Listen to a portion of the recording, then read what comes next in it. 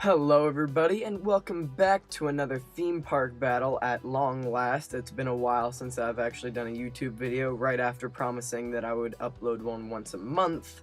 But, I'm trying my best. School's, taking up a lot of time, but hopefully I can get on track eventually and start to upload once a month. Today, I will be comparing Kings Island versus Kings Dominion, two of my favorite parks that I've ever been to. I visit Kings Island sometimes 2 times a year, mostly like once a year, and I've only visited Kings Dominion one time, 2 summers ago, and I love them both, and I thought they were pretty equal, but in the end only one wins, so I'm here to compare it, and let's see who wins. So for the first coaster matchup, we have Vortex versus Anaconda. These are 2 aero loopers, and they're both okay rides. Now, I know that a lot of people really don't like them much, but I think they're both pretty decent, and a lot of people would say that they like Vortex more. However, I actually liked Anaconda more when I rode it. I know that it's supposed to be a lot more rough, but I rode towards the back, and for some reason, I didn't really experience any headbanging, and I really enjoyed the ride. And when I ride Vortex, I really experience a lot of headbanging, and I always leave the ride with a headache, which is a real bummer. So I'm actually going to give the point to Anaconda because when I rode it, I found the experience better. For the next coaster matchup, we have the 2 Flight of Fears. And now I know you wouldn't think that I'd compare these considering they're the exact same layout, they're the exact same ride with the same theming and everything. But because Kings Dominion has such a significant difference in smoothness, I'm actually going to give it a point alone for this and not one for Kings Island just because there was such a big difference for me.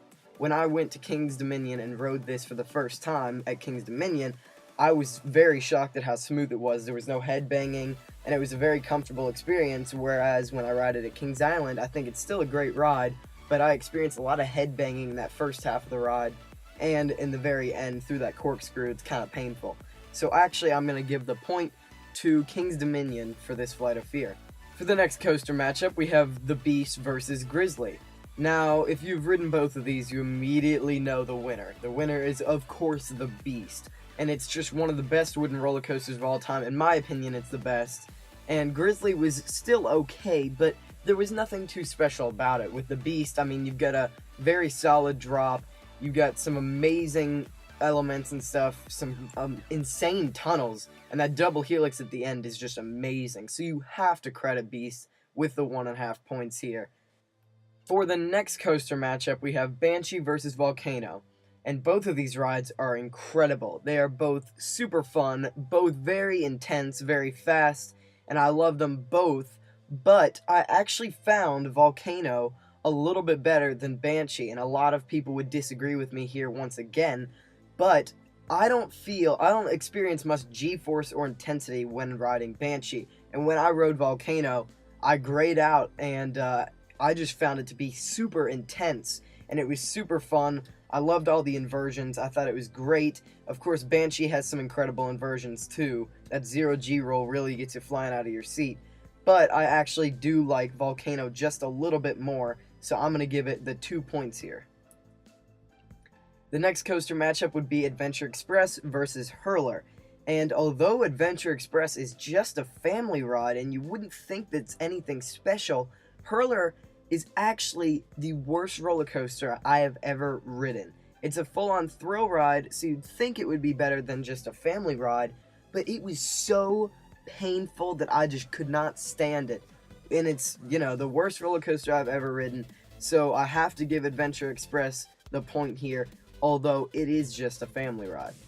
The next matchup is the Racer versus Rebel Yell, and although they are very similar, the layouts are exactly the same, I'm going to give Rebel Yell a point, just like I did for the Flight of Fear, because it is smoother and it actually has better views. I actually loved being able to watch Intimidator 305 go by right in front of you, and when you ride the Racer at Kings Island, there's really not a whole lot to see. You can see Firehawk at times, but it's really not that exciting. I thought that Rebel Yell was a lot better, a lot more smooth, and had some very cool views. So I'm going to give Rebel Yell the point for this one. Next up is going to be Diamondback versus Intimidator 305, the coaster matchup we have all been waiting for. These are the two best roller coasters for both parks. You got Diamondback being the roller coaster with a ton of airtime and some intensity, and Intimidator 305 with a little bit of airtime and a ton of intensity. And although both are great, I of course have to give the 3 points to Intimidator 305. It deserves the win. It has just an insane amount of intensity. You black out on that first bank turn, and you get some pretty decent airtime on that first or the second hill. And just overall, Intimidator 305 is the better ride, and you have to give it the 3 points. Now, these rides are Kings Island's Extra Coasters and Thrill Rides, and I put these separate because they're a lot different from Kings Dominion's Extra Rides, so it's difficult to compare. And they've got Firehawk, Delirium, Drop Tower, and Vertigo, the Bat, Backlot Stunt Coaster, and Windseeker. And they are all great rides. They're all very fun. Firehawk especially, that's an amazing flying coaster with some incredible elements. And yeah, these are Kings Island's Extra Coasters and Thrill Rides, so it'll get 7.5 points for these. And here we have Kings Dominion's Extra Rides, and it has Backlot Stunt Coaster, Berserker, Dominator, Drop Zone, Delirium, The Crypt, Ricochet, and Windseeker. And Dominator, as you can see, is just an incredible ride.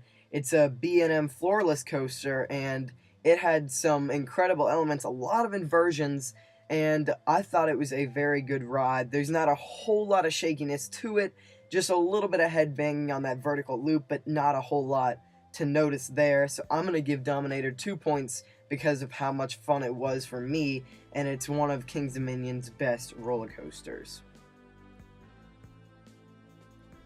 Family and Kiddie Rides. So this will be worth 3 points, and as of this last season, Kings Island has 32 family rides, and Kings Dominion just under it with 31, so Kings Island will edge this out and get the 3 points. However, Kings Dominion will be adding even more family rides in 2017 to Planet Snoopy, so next season Kings Island will not win this matchup, but we are going off of last season, so Kings Island will win this.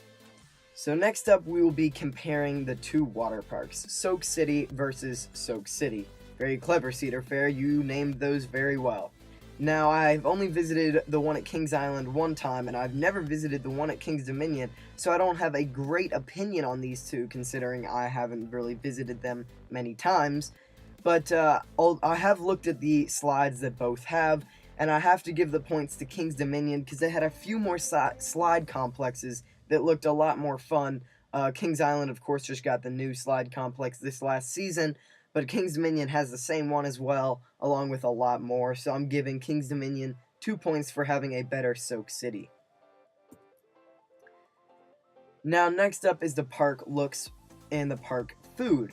Now, neither has great looks or food, but there are many more trees and a lot more sights to see at Kings Dominion. As you can see from the picture here, it is just a lot more filled in with trees, flowers, and plants all around the park. Food is equal at both parks, just the same old food you'd find at a theme park. However, because Kings Dominion has better looks, I will be giving it the 1.5 points. Next up are better operations. Now, Kings Dominion is okay at this, but Kings Island is the clear winner. If you have been to both parks, you know that Kings Island dispatches their trains extremely fast, and they have 3 trains running on most of their roller coasters, whereas at Kings Island, they have 3 trains running on, I only believe, 1 or 2.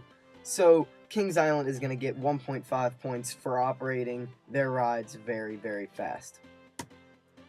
Now, next up are the prices. Now, a normal day ticket for Kings Dominion is $50, and one for Kings Island is $43. But a regular season pass for Kings Dominion is only $83 compared to Kings Island, where it's $120. Because there is an upside to both parks' pricing, I will give both 1 point. And winning by 6 points in the end of this is King's Dominion. And now I've seen a lot of people compare these two parks, and most people give the win to Kings Island. However, I thought differently. I think that both parks are amazing, and I've only been to Kings Dominion one time, and I go to Kings Island 1 or 2 times a year, but from that one visit I could tell that Kings Dominion is a clear winner. The roller coasters, in my opinion, are better, the look of the park is better, and the experience in general I thought was better. If you had to choose between the two, I suggest Kings Dominion. Although both parks are amazing, everybody knows that Kings Island is incredible, and a lot of people prefer it, so you may actually like Kings Island better, I don't know. But my personal opinion was Kings Dominion. I really enjoyed my time there, and I highly recommend a visit to Kings Dominion. So thank you all for watching. I hope you enjoyed the video. Like I said, I will try to get one out once a month. If that doesn't work, then maybe once every 2 months. I will really try my best to get YouTube videos out. But I hope you enjoyed, and I'll catch you all next time.